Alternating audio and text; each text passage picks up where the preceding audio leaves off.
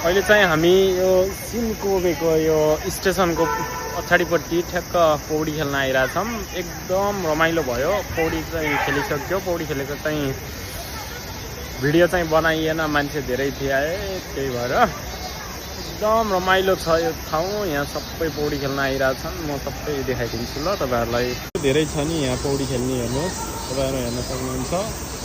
यहाँ चाहिँ न्योनजिनदेखि लिएर गाईकोट चिन रेउगाको चाहिँ सबै यहाँ छन्। आइसकेको सबै मान्छे पौडी खेल्न नजान्ने चाहिँ यो साइडमा छन् भने चाहिँ पौडी खेल्न अलि पक्कै मान्छेहरू चाहिँ यतापट्टि छन्। हाम्रो साउबा चाहिँ यता हुनुहुन्छ। त्यस्तै छ।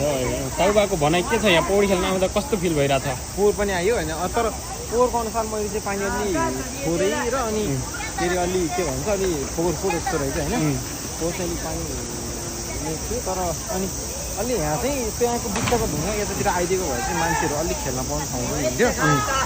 बिचमा ढुङ्गा अलि त्यहाँ चोटपटको लागि चान्स चाहिँ अलिक धेरै छ त्यहाँ चाहिँ गइरहेछ, तर खेल्न सकेलाई चाहिँ एकदम मजा छ।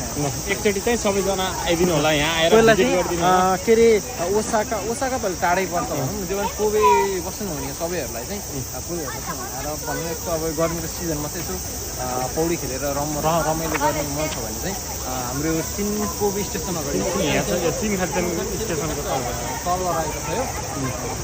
यहाँ बार्बिक्यू गर्न पनि पाउँछ। यहाँ चाहिँ मान्छेहरू चाहिँ टन्न छ।